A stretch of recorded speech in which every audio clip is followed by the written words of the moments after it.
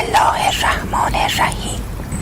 یا بنی اقم الصلاة وأمر بالمعروف وانه عن المنکر واصبر علی ما اصابک ان ذلک من عزم الامور ولا تسعر خدک للناس ولا تمش فی الارض مرحا ان الله لا یحب کل مختال فخور.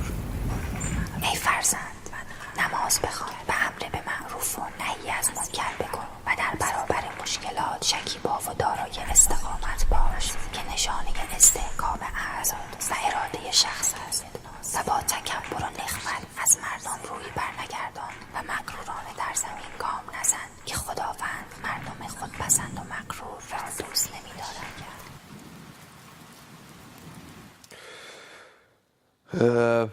خدایا فکر میکنم که برکتی که توی لحظه ها و روزهامون میتونه همیشگی باشه و دائم باشه اینه که بعضی موقع ها آدم هایی که ظرفیت خیلی اتفاق ها رو ندارن وارد بعضی از حوزه ها میشن.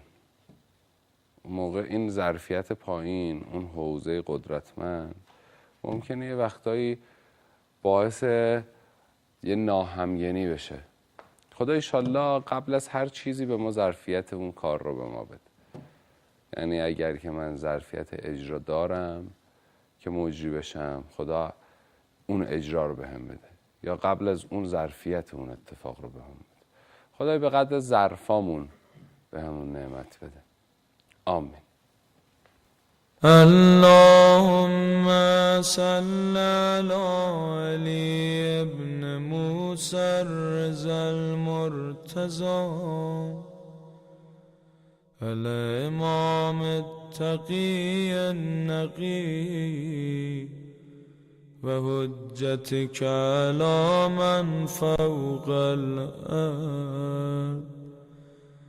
و من تحت الثری الصدیق الشهید صلاة کثیرة تامة زاکیة متواصلة متواترة مترادفة كأفضل ما صليت على أحد من أوليائك.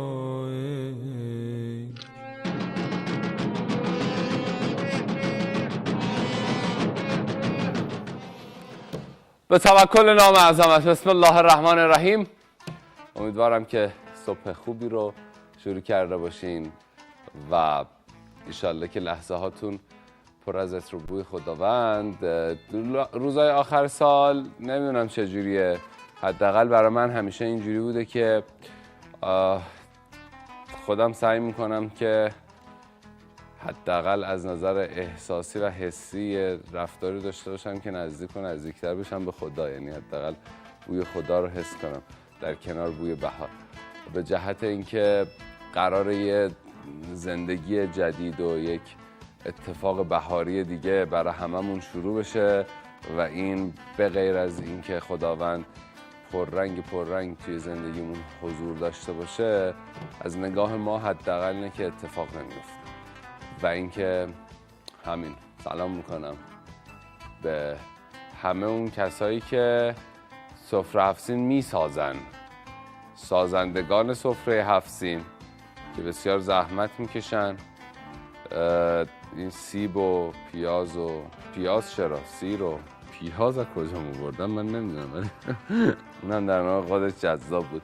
و سلام میکنم به همه اونایی که با سفره هفت‌سینای کوچیکیشون و کوچولوشون رونق به خونه‌هاشون میارن و کنارش کلی صفا دارن. حالا بعضیا فکر میکنن سفره هفت‌سین بعد از این ور باشه تا اون ور یه وضعی، ولی شاید سفره هفت‌سینای کوچیک و جمع و جور و این شکلی ما هم صفا شد دیگه، حالا بزرگ و کوچیک نداره.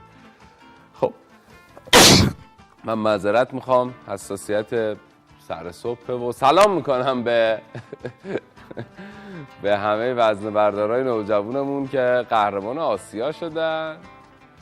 خیلی خیلی مبارکشون باشه، خیلی خیلی هم بهشون تبریک میگیم. ایشالله قهرمانی جهانشون، ایشالله قهرمانی المپیکشون و افتخار آفرینای پشت سر هم برای این سرزمین. ما هم کیف کنیم ببینیمشون، عشق کنیم ببینیم اینا از نوجوانی و جوانی برای این سرزمین افتخار کسب کردن. و با تمام ادب و احترام مردمی سلام میکنم که اصلا کلا فخر جهانن، بی‌نظیر و فوق‌العاده و صبور و دوست داشتنی. پرچمشون هم خیلی بالاست.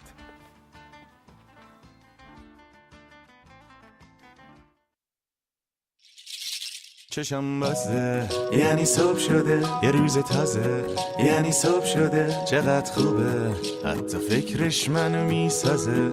یعنی صبح شده، من هر شب که میخوابم انگار یه چیزی کمه، صحبت جیبم نیست، یه جای خالی تو قلبمه، یه جای خالی که پر میشه با لبخند، با عشق، یه حس حالی که نزدیک از اینجا تاه. دوست دارم عاشق شم، یکی بیقرارم باشه، به این امید بیدار شم، شاید امروز پیدا شه. دوست دارم عاشق شم، یکی بیقرارم باشه، به این امید بیدار شم، شاید امروز پیدا شه.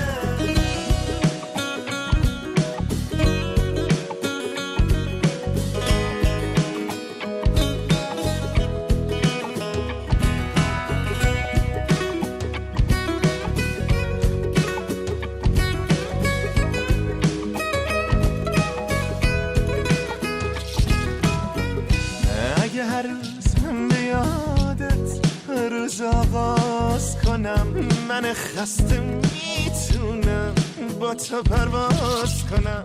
اگه یه نیم نگاهی به من لال کنی، همه دنیا رو میتونم پر آواز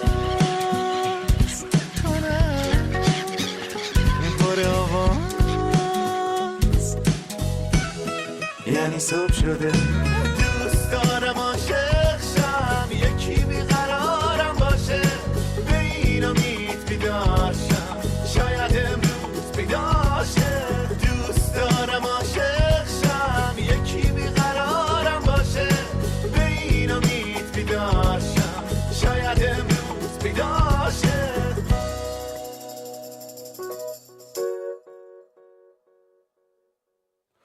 خب گفته ها و شنیده ها یکی از اینه که خیلی ها گفتن که کیش ایچ 4-5 ماه علیزی ها رو نبینیم. حالا شاید یه سالی. در صورت واقعا تشکر میکنم از این همه عشق و مهر و محبتی که دوستان دارن. خیلی متشکرم. ایشالله که این عشق و مهر در راستای متقابل بودن قرار نگیره. یعنی ما دوست داریم همه رو همیشه ببینیم. این از این. دومی که به ما گفتن خبر سوختم نگین، یه خبری بگین که به ما گفتن. نه اینکه اینو جدی دارم میگم، خیلی جدی، هیچکی به ما نگفته. ما در شورای به شما گفتن، آقای زاهدی خودش گفت به صورت خودجوش ما تصمیم گرفتیم خبر سوخته بگیم. الان هم به صورت خودجوش تصمیم گرفتیم گفتن یه خبر بگین صداش در نیاد. الان بهتون میگم خبر رو که شما مطمئن باشین ما حتی در این زمینه هم توانمندیم. همین الان خبر شروع میشه.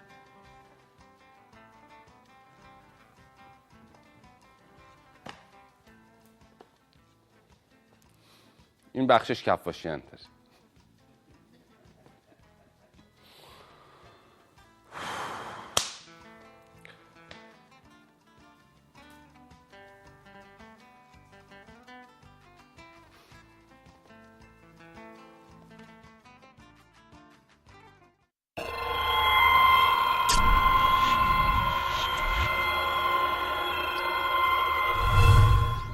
سامانه جامعه بازرسی بهداشت عمومی در سطح وزارتخانه خوشبختانه این اتفاق افتاده و این سامان شکل گرفته که ما کارهامون به روز باشه، به صورت آنلاین هم بتونیم کار بکنیم، هم بتونیم نظارت بکنیم و همین که مردم ما بتوانن به صورت آنلاین این اخبار رو داشته باشن. وضعیت اماکن رو حق مردم هستش که وضعیت اماکنشون از کسانی که ازشون خدمات میگیرن، کالا میخرن، بدونن وضعیت بهداشتیشون چگونه هستش. اینجا ظرف وسایل غذایی نمیذاریم برای اینکه بشوره نمیذاریم. به هیچ عنوان حق نداریم از اینجا استفاده کنیم. مثلا از محل نگهداری مواد غذایی تا محل نگهداری کفش نیستش که، جا کفش نیست که. کارگر شما مواد غذایی، گوشت، بادمجون و مواد دیگر جایی گذاشته که بغلش کفششو گذاشته. این فکر اگه بتونید شما اصلاح بکنید خیلی از مشکلات ما حل میشه. 14 نفر سامانه شکایت وزارت بهداشت از هر نقطه از کشور میشه با این شماره تماس گرفت. هر مشکل بهداشتی هر واحد صنفی داره گزارش میشه و نهایت بسته به نوع شکایت داره. اگه خیلی فورس باشه کمتر از 12 ساعت و اگه زیاد فورس باشه نهایت تا 48 ساعت بعد پاسخگو باشه. به مدت 45 روز ما طرح بسیج سلامت نوروزی رو داریم در سراسر کشور. ما بازدیدهامون رو تشدید میکنیم. منتها اون چیزی رو که الان ما در سطح استان البرز حالت ویژه برای ما داره اینه که یک استانی هستش که مسافرخیزه و مسافرین زیادی از سطح استان ما عبور میکنن و از خدماتی که به ویژه جاده چالوس ارائه میشه بهره مند میشن. ایجاب میکنه که ما در این فصل تابستان باز به همچنین تعطیلات که میشه، مسافرت‌ها که میشه، ما همیشه پیک مسافرت‌ها در سطح استانمون داریم که میطلبه نظارت‌های ما تشدید بشه و فعالیت همکارانمون در حقیقت میشه گفتش که همیشه هست ولی در این ایام یه مقدار شدت بیشتری به خودش میگیره.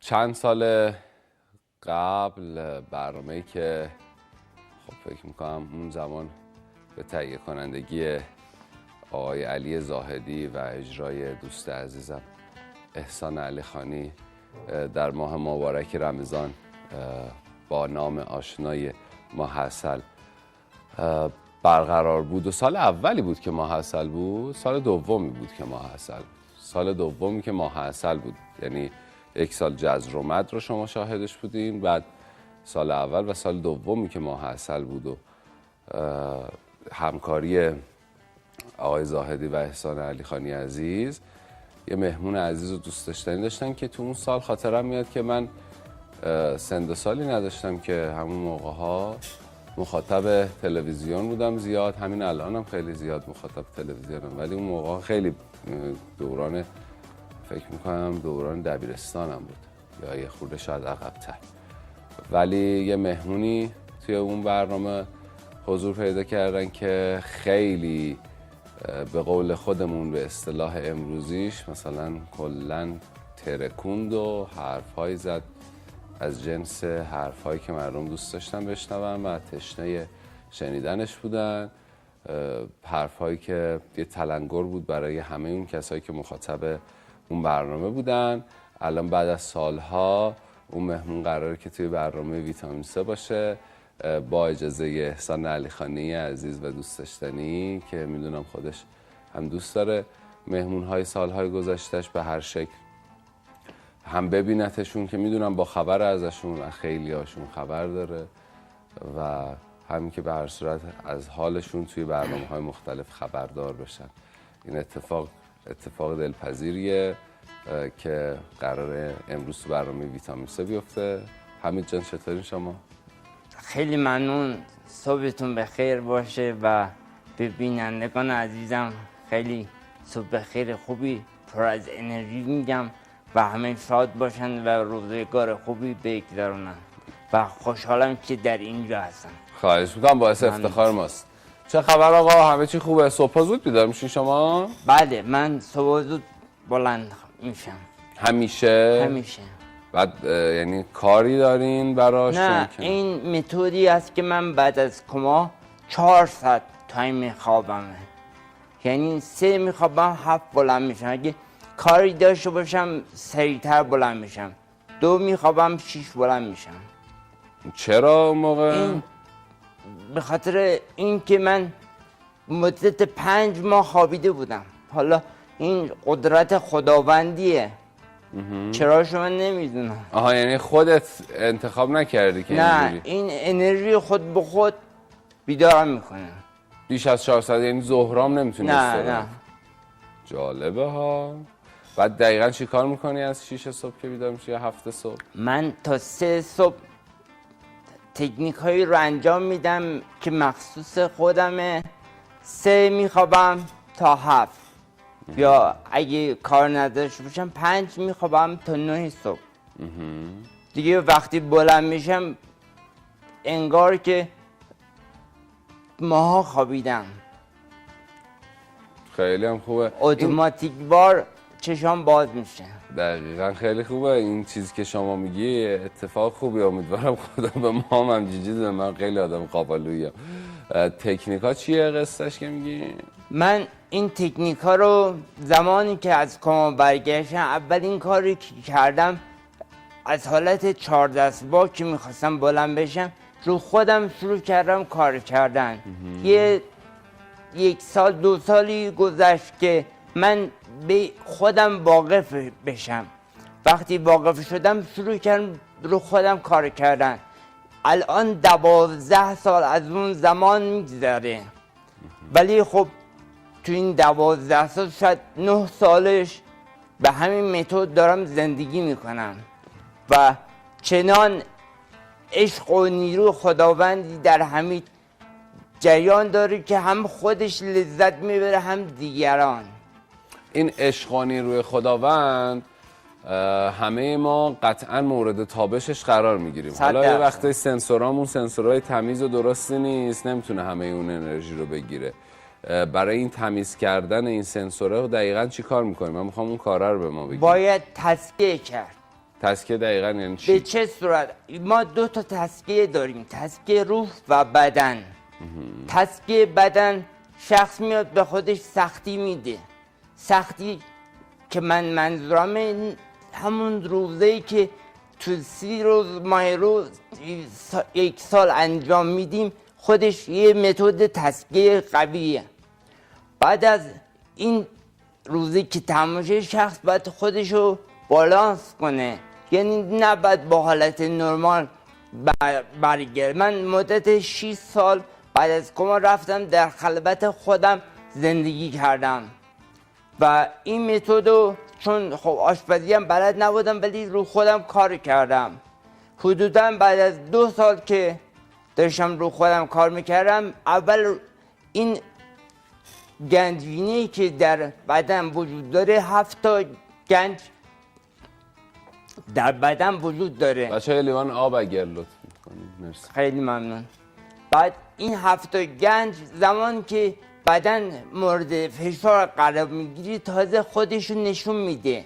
من تو 5 سال پیش تو تلویزیون برنامه ماه عسل در حضور مرد محترم آقای احسان علی خانی گفتم شخصی که میخواد به قدرت برسه باید سختی ها رو تحمل کنه. راز زندگی کمک کردن به دیگرانه. تقوای انسان زمانی رشد پیدا میکنه که شخص بتونه سختی ها رو تحمل کنه و اون حالتی که حالت بازبخشی که از خودش نشون میده باید شادی باشی. نباید بگی که من این همه سختی کشی حالا عبوس باشم. نه، متد این نیستش. متد اینه که همیشه یه لبخند از درون بدی که داری آگاهی به خودت که داری قدرتمند میشی. حالا ما یه بخشی رو ببینیم که ممنون. این لیوان آبم برای شما بیارن. در مورد همین صحبت‌های شما خیلی حرفای خوشگلیه ولی یه خورده عملش سخته. ممنون. برمیگردیم.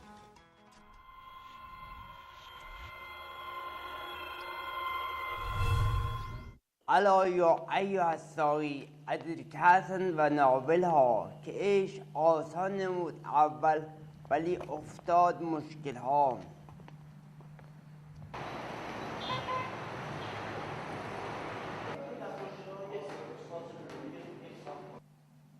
میان عاشق و معشوق هیچ حایلی نیست.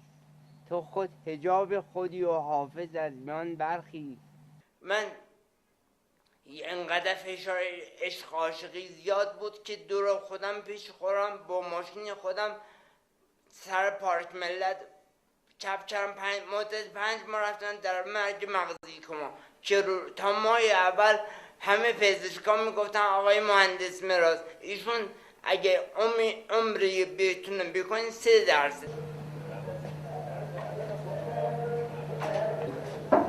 بفرمایید. سلام. سلام علیکم. مصدق آقا شدم. خواهش می‌کنم بفرمایید. من در خدمتم، بفرمایید. من حمیدرضا مهراز هستم از تهران. به شکر خدا شدم شهروند گرگانی. بله من از گرگان تماس میگیرم. شماره‌شون رو میخواستم. بیوگرافی از من تهیه شده که من تقدیم میکنم به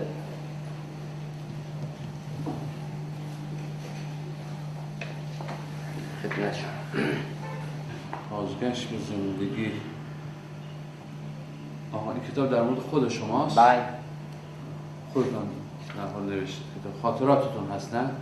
اتفاقاتی که در مسیر زندگی افتاد. شعرتون خیلی آشناست. اولین جمله که توانستم با خطی بسیار بد بنویسم چنان وجه و سروری در اعضای خانوادم برپا کرد که تا پایان زندگی بیاد خواهم داشت. نوشته بودم من مامانم را دوست دارم.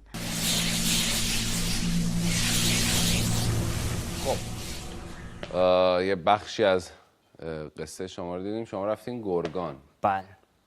چی شد که رفتین گرگان زندگی کنین؟ من بعد از ماه عسل اکثرا تو ایران حمیدو دعوت میکردن. به مدعونی که دعوت هم کردن پاسخ میدادن و نه به همه، به چند تا شهر سفر کردم و وقتی هم وارد میشدم مورد توجه و استقبال بودم. اولش به نیت شکر رفتم. وقتی رفتم اون حسی که در دلم مرده بود بعد از چند سال افتاد. دیگه یک دفعه، 2 دفعه، دیگه دفعه سوم رفتم از اون خانواده محترم از دخترشون خواستگاری کردم. شدم شهروند گرگانی. یعنی شما ازدواج کردین. بله. خیلی هم مبارک باشه. ممنون. و از گرگان. بله. بعد الان تو گرگان دارین زندگی بله میکنین؟ تو گرگان زندگی میکنم. راحت تر زندگی تو تهرانه یا اینکه تهران خب دلتون تنگ میشه؟ دلم تنگ میشه. بچه تهران هستم و در کنار این تهران گرگانم دوست دارم چون شهر خیلی باصفاییه. مردمانش مثل همه جا خوب هستن. خب یه خورده در مورد این فضا صحبت کنیم. شما میگین که همه چی خوب و آروم و این حرفای دلپذیری که یه بخشی هم مثلا روانشناسا میزنن خیلی هم حرف زدنش جذابه، ولی عموما وقتی تو زندگی شخصی خیلی از اونایی که این حرفا رو میزنن وارد میشی یه بخش زیادیش اصلا نه عمل کردن نه میتونن عمل کنن. واقعیتش هم اینه تو زندگی شخصی ما مثلا خود من مثلا ممکن 1002 تا فشار روم باشه بعد بیام تو تلویزیون میگم به به به به همه چی گل و بلبل و این حرفا.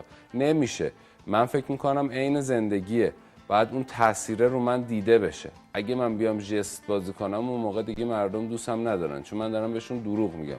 خیلی راحت این چند وقت اخیر گفتم اتفاقا همه چی آروم نیست، حداقل در حوزه ما، در حوزه‌ای که ما داریم فعالیت میکنیم تو برنامه ویتامین C. یک سری مشکلات وجود داره. خب نه در حوزه درون گروهی ها، شکر خدا اصلا اینکه رو آنتن هستیم به جهت حمایت های هم مدیران هم تهیه کننده محترم و زحمت های دوستان. ولی میخوام بگم اتفاقا درستش اینه که تاثیر رو ببینن. چرا مشکلات نباید رو ما تاثیر بذاره بگیم خوبه همه چی؟ اگه الان انسان های معمولی در هر جای دنیا مشکل دارن، حمیدی که الان جلوتون نشسته شاید هزاران مشکل داشته باشه ولی همیشه آگاه به این مشکلاتی که میدونین که این مشکلات تو مسیرش باید باز بشه. نمیتونه خودشو جذب کنه و استرس در حد فشار روحی زیاد باشه که عبوس رو گرفته و خدای نکرده به مشکلات دیگه منجر بشه. من امروز چه مشکلی داره حمید؟ میشه بگی؟ میگه 1002 تا؟ بله. من میگم این 2 تاشو بگو. یک، خب تحصیلات من تحصیلات خوبی بود، نمیگم خیلی بالاست، ولی خب 8 تا مدرک بین المللی دارم، ولی تو این 12 سال هنوز نتونستم یه کاری برای خودم درست کنم. حالا که تو گرگانم رفتم توقع ندارم از کسی، ولی توقعم از خودم اینه که یه حرکتی بر من انجام بشه. و الان که من تازه میخوام ازدواج کنم، این خانم بنده خدایی که من انتخاب کردم هنوز نتونستم به یک سری مشکلات هستش که نمیخوام روحی عزیزان خودم با حرفای خودم سنگین کنم. 8 تا مدرک بین المللی چی بله. داری این شما؟ من وقتی مدرک مهندسی کامپیوتر از دانشگاه سراسری در تهران گرفتم، رفتم دیدم یه قدرتی در بدنم داره منو حرکت میده. گفتم بذار برم حالا تو این کلاسایی که مدرکشون از خارج از کشور مورد تایید میشه برم. وقتی اونجا قدم گذاشتم همه چنان توجه بهم کردن که من بعد از چند سال تا آخرش رفتم و حتی زمانهایی هم که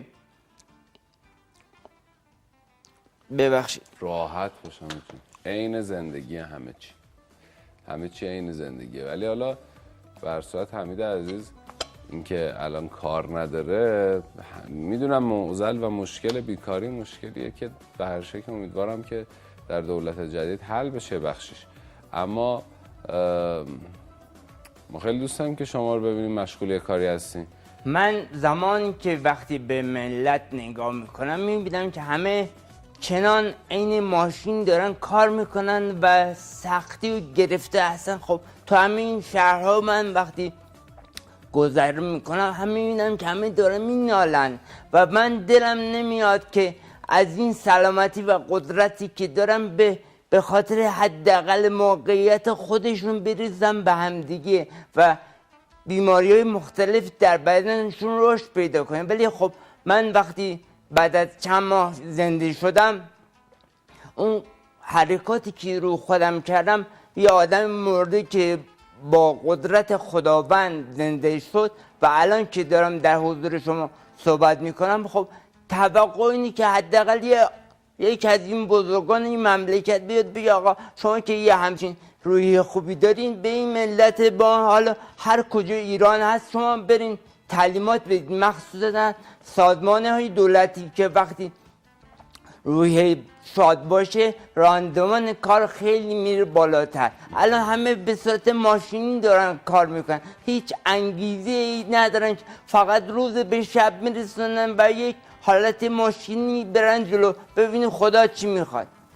بله، اول خدا، دوم خدا، سوم خدا، از اول خدا تا به آخر خدا.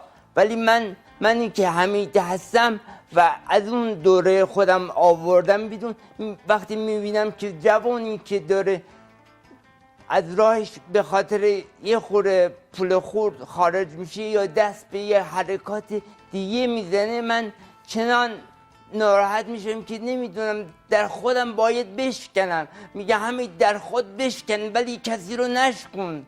این شعار قلبی منه. حالا من الان آمادگی رو دارم که به همه ملت ایران در جاهای مختلف کمک کنم و اولین حرکت من این که این کتابی که نوشتم سرگذشت زندگی من که به همراه DVD انشالله بعد از عید میاد تو بازار و یک کتاب دیگه در دست دارم به نام که زندگی زیباست. اون 12 سالی که خداوند عمر دوباره بهم داده و همه گم سرشار از کلمات پر انرژی و انگیزه و روحی خیلی قوی. من 12 سال بیکارم ولی هیچ موقع خم به ابرو نیاوردم که بیکار، همیشه هم پر زندگی کردم. حتی با دست خالی رفتم ازدواج کردم. خدا رو شکر این زندگی رو شخص باید از قلبش بیاره بیرون، به دیگران ساطع کنه،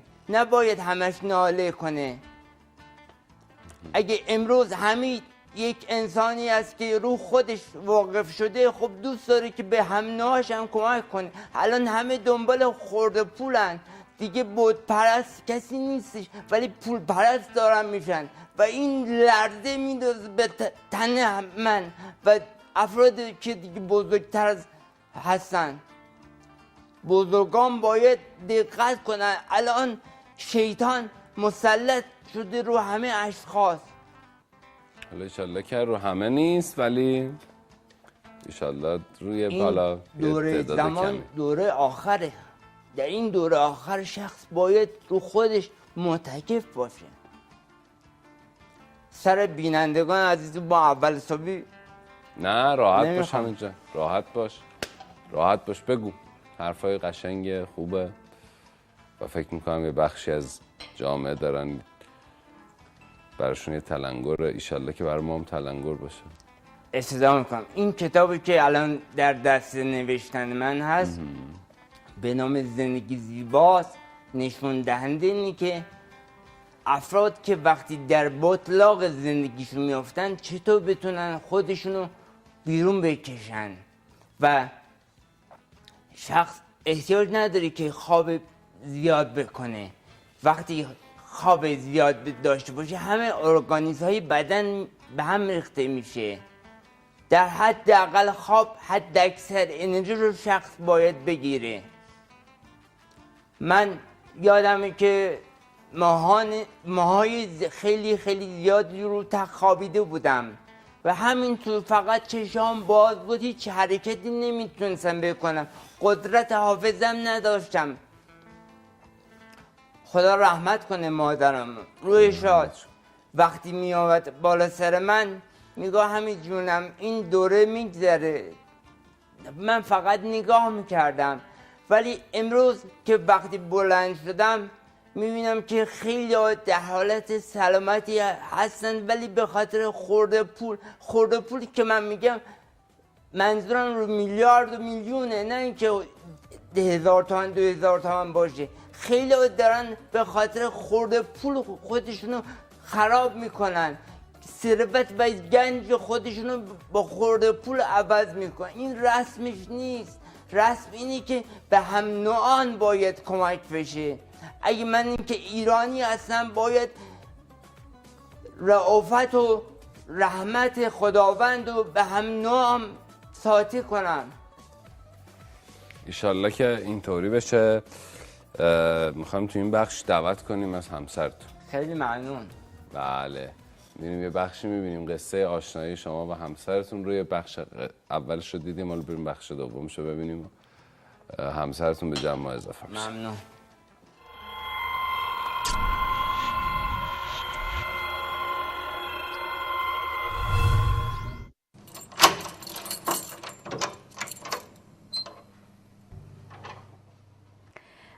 جلسه اول که اومدن خانواده من واقعا از همه خیلی خوششون اومد، به خاطر اون صداقت و صافی و پاکی که در حمید وجود داشت. خیلی تونست رضایت خانواده من رو به خودش جلب بکنه. بسیار خوشحال شدم که ایشان اولا همشهری ما شدن و به گرگان تشریف آوردن و سعی کردم تا اونجایی که در توانم هست به ایشان کمک بکنم. تو وسایلش که نگاه می‌کردم ناخودآگاه یه دفتر خاطراتش رو پیدا کردم که شعرهای خیلی زیادی گفته.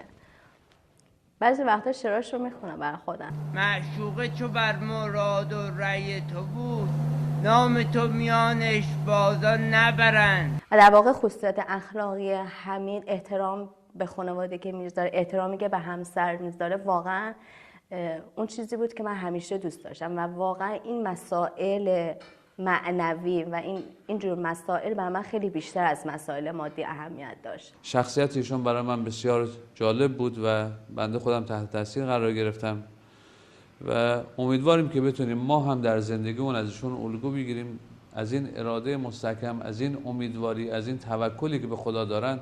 انشالله ما بتونیم در زندگیمون بهره و استفاده لازم رو ببرید. حمید که وارد زندگی من شد واقعا هدیه‌ای بود که من همیشه از خداوند شکر گذارم و شاکرش هستم.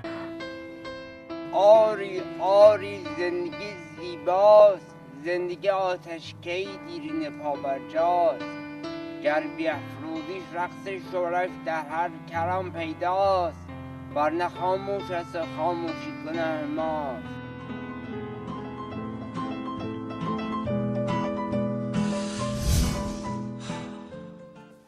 خب این کتاب حمید عزیزه که قراره ایشالله بعد از عید بیاد بیرون و با CD و شما میتونین این کتاب رو تهیه کنین. دقیقا. بله. اسم کتابات کلا بازگشت به زندگیه دیگه. بله. خانم خیلی خوش آمدین. ممنون، مرسی. مبارک باشه. تشکر. ما الان این کلمل بلد نیستیم بکشیم، مگر نه حتما میکشیدیم. ممنون. خیلی خوش آمدین. چجوری با هم آشنا شدین؟ چجوری حمید آقا دل شما رو برد؟ ابتدا سلام عرض میکنم خدمت شما و بینندگان عزیز. راستش من با حمید از طریق برنامه تلویزیون آشنا شدم.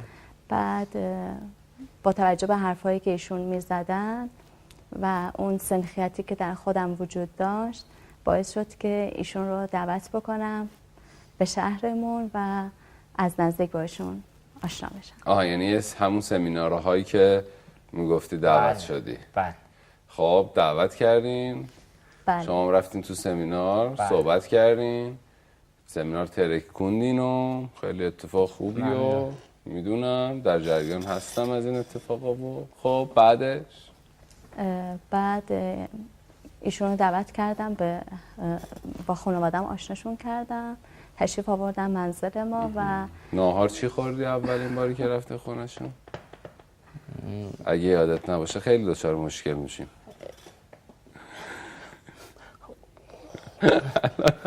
خورشت فسنجون. واقعا؟ خورش فسنجون. خورش فسنجون عزیزان که تو شمال کشور هستن عموما یه خورده ترشه، درسته؟ بله. یه خورده ترش مزه. با رب انار درست میکنه. بله با رب انار درست و حسابی و خوب. بله. خب خیلی هم خوشمزه است. خیلی. خب بعد از نزدیک با خانواده من آشنا شدن. بعد که خوششون اومد از محیط گرگان، خیلی خوششون اومد و پسندیده بودن. بعد چندین بار دیگه هم ایشون دعوت شدن به گرگان که بهتر همدیگر رو بشناسیم و این آشنایی و دیدارهای مکرر باعث شد که حمید از پس این ضرب عشقی به اینجا رسیده، دوباره عشق گور گرفته بود. ها عشق قدرت خداونده، وقتی در انسان به وجود میاد باید به همنوش منتقل بشه که این انرژی قوی تر بشه. خداوند برای ما زوجی انتخاب کرد. وقتی من رفتم ناخودآگاه اون حسه بعد از چند سال تو دلم زنده شد. وقتی هم زنده شد قدرتی در من به وجود آورد که این حرکت رو به ارمغان برسونم. بعد دیگه آشنا شدین و حمید خانم اومدن خواستگاری و با خانواده‌شون این دفعه تشریف با خانواده. به به اصلا گل از گل شکفته. قصه‌ش هم تعریف می‌کنی. شما چی دیدین تو خانم که خانم پسندیدین؟ خب من دیگه بعد از اون جریان امیدوارم برنامه تلویزیون ما منجر به ازدواج، یعنی همین انشالله زندگیتون سامون بگیره. بله. بیشتر انشالله جوانای دیگه هم ازدواج بله ازدواج کن، چون سنت پیغمبر ازدواجه. اگه قدرت یک مرد معمولی یک باشه، خانمی که میاد مکمل میشه 7 برابر مرد. یعنی این قدرت به تنهایی شاید یه قدم باشه، ولی وقتی مزدوج میشین این حرکت 7 برابر میره جلو و یک حالت اجراز به وجود، چون روح کامل میشه. دقیقا. روح وقتی کامل بشه قدرت‌های الهی دیگه هم میاد سمتت. دقیقا همینجوره. خب شما گفتین که چی دیدین تو خانوم که انتخابشون کردین؟ صداقت، پاکی، نجابت. صداقت رو چجوری تشخیص دادی؟ از ببین همه آدما ویترینای خوشگل دارن. من مثلا یه هفته با هم معاشرت کنیم خیلی آدم جذابی نشون میدم خودم، بله، ولی یه خورده تعامل کنیم و این حرفا ممکنه یه بخشایی داشته باشم که دلپذیرم خب نباشه. من هممون داریم. حمیدی که از بچگی یک انسان حسی بوده، هیچ موقع به ظاهر و مادیات و مکنیات دقت نمی کرده. همیشه جایی می رفتم که دلم راضی باشه. همیشه تو اسلام هم گفته شده دل و عقل با همدیگه اختلاف دارن. مسائلی که دل قبول میکنه عقل و منطق رد میکنه، ولی عقل و منطق قبول کنه دل رد میکنه. ولی چه جالب و زیباست که دل و قلب و عقل با همدیگه یک سو بشن. و اون حالت زمانی در من به وجود اومد که من خانم خودم دیدم، در دلم افتاد. وقتی این حسو آخه ایشون فقط شما رو دعوت کرده بودن یه سمینار. بله بله. شما دیدینشون، ما عاشق شدین در من یک نگاه؟ همیشه خب نگفتم که چندین بار تشریف آوردم. نمیدونم، ولی دفعه اول دارم قصهشو میگیم. این جذابیت از طرف خانم در دل من به وجود اومد. شاید خیلی نتونن این حسو بکنن، ولی خود به خود در ازدواج همچین حالتی به وجود میاد. و الان چون دنیا مادی شده، همه جوانا دنبال شاید مسائل دیگه باشن، ولی من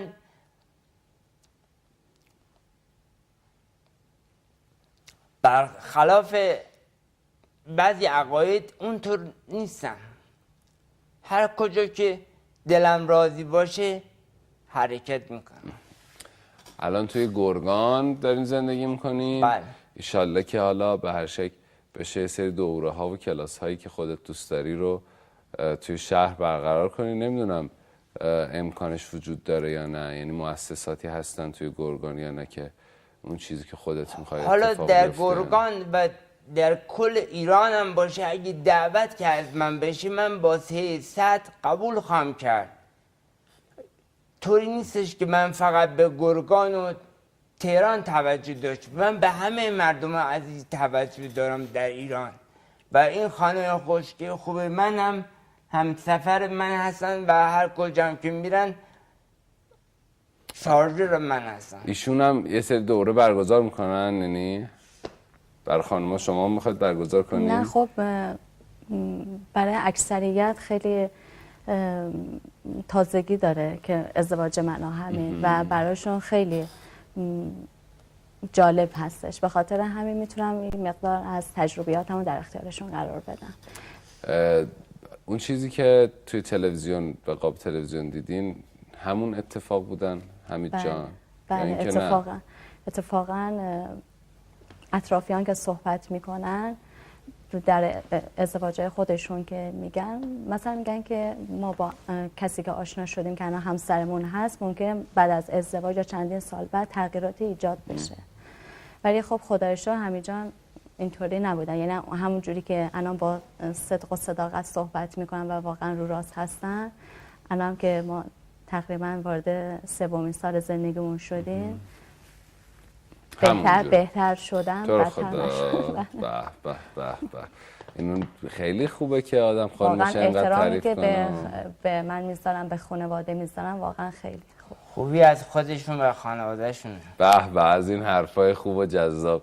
فقط یه نکته رو هم از حمید بپرسم. این سوال یعنی شما اگر نظری دارین حتما به ما بگین.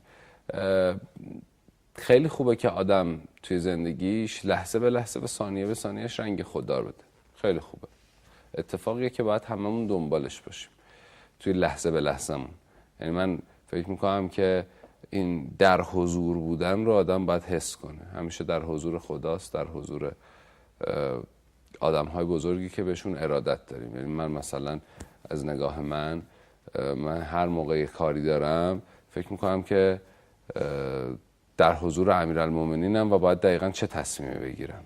میدونید اون موقع میدونید تصمیم رو سعی می‌کنی درست بگیری، همگن باشه، در محضر خدا گناه نکنی و اتفاقات این چنینی که خودمون میدونیم باید هم تلاش کنیم.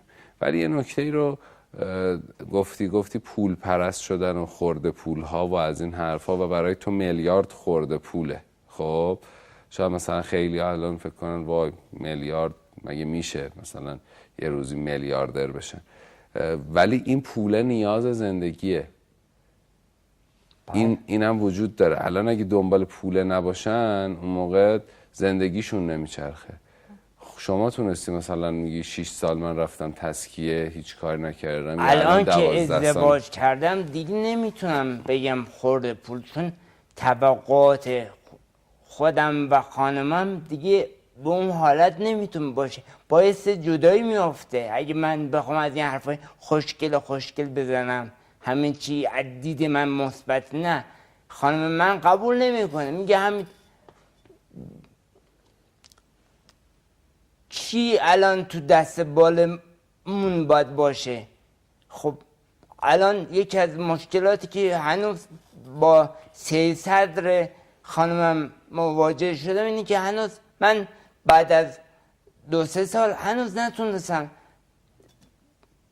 کار داشته بله کار داشته باشم و یک مجلس شادی بخش بگیرم. ولی خب خیلی رعایت حال منو کردن که انشالله همه چی درست خواهد شد. انشالله همه چی درست بشه. انشالله. این کتاب سیدیش چیه؟ قصهش چیه؟ دیویدیه که از زندگی من تهیه شده و یک سری حرفایی هم که هست انرژی بخش برای دیگران و افرادی که من میگم دیگران اول منظور خودمه، دیگران عزیزان من هستن. این کتاب و دیویدی من دوست دارم که بعد از 12 سال بیا تو بازار و مورد استقبال قرار بگیره. و کتاب دوم که ادامه این کتاب بازگشت به زندگی به نام زندگی زیباست که این 12 سال سختی و تجربه‌ای که من تو هم با شادی بوده به بینندگان تا چند ماه دیگه به اتمام میرسه ارائه کنم. ایشالله این کتاب رو مردم بخرن. دقیقا قصه زندگی خودته. بله. یعنی با همه سختی که همین در عشق زمینی چطور به عشق آسمانی رسید و هدفش الان تو زندگی چیه، چه حرکاتی باید انجام بده. دقیقا الان هدفت چیه؟ یه خطیشو اگه بخوای بگی. هدف من رسیدن به عشق الهی که مستلزم قرب الهیه که انسان همگی باید تو این بره از زمان به این نکات توجه کنن.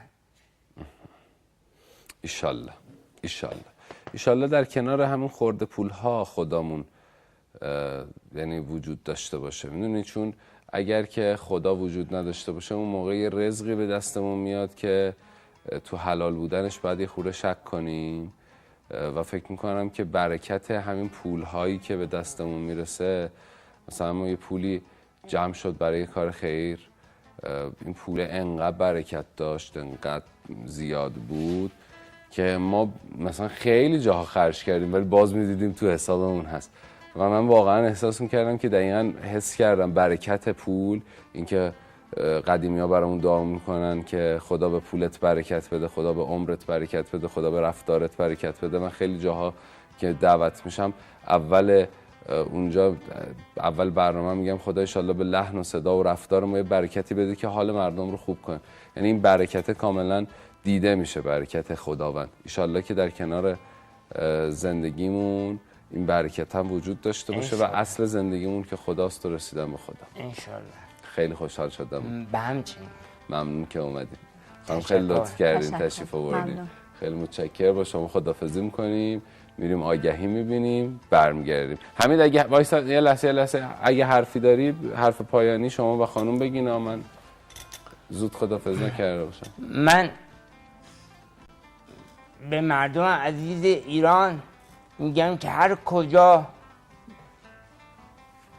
نیازی باشه برای کمک از تعلیمات من بخواد استفاده بشه، من در اختیارشون هستم. فقط با یک دعوتی از من و این کار میسر خواهد شد. و تو کامپیوترم کلان خیلی راحت شده، بزنید حمیدرضا مهراز، اون مسائل ارتباطی با من به وجود خواهد اومد.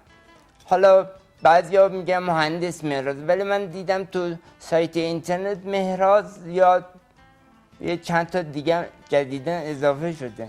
حمیدرضا مهراز. متشکرم. خانم اگه شما صحبت. من تشکر میکنم. خیلی متشکرم. بریم آگهی ها رو ببینیم، برمیگردیم با شما خداحافظی میکنیم. خیلی لطف کردید. مرسی. متشکرم.